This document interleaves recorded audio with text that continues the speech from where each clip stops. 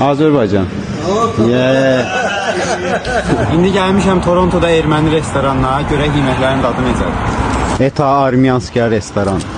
Girişi də belədir. Barev. Barev. İnç PSS. İnç. Good.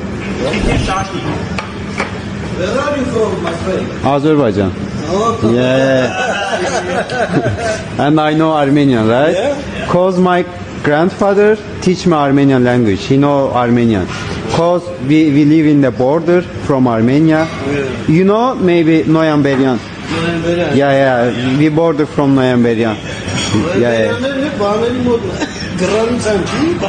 Yeah. Yeah.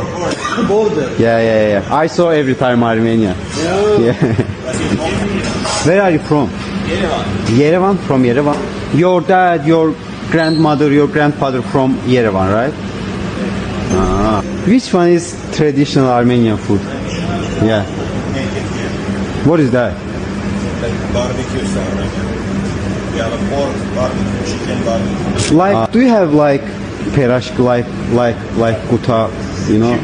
Chebureki, yeah. Which that one, right? No, you take the menu, I'll show you. Ah.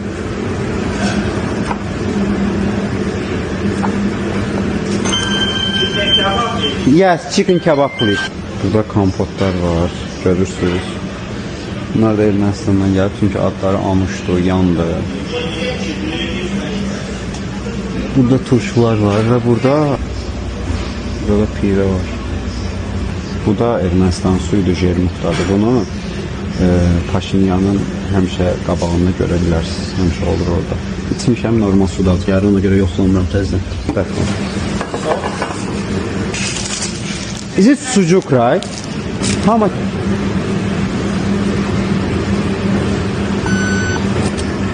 You can go from straight from Azerbaijan here or Yeah. from Ukraine? No, from Azerbaijan. Yeah? Yeah, I live in Azerbaijan. It's easy to come here, no?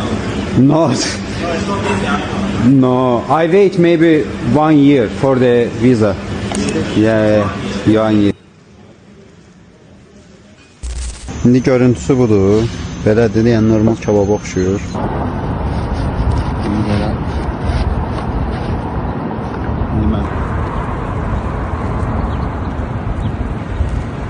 Normal toyuq kebabı. Çox da bir fərqi yoxdur. Спасибо, что смотрите и читаете нас. Подписывайтесь на телеграм-канал BT News, чтобы быть в курсе всех новостей и событий Азербайджана и мира.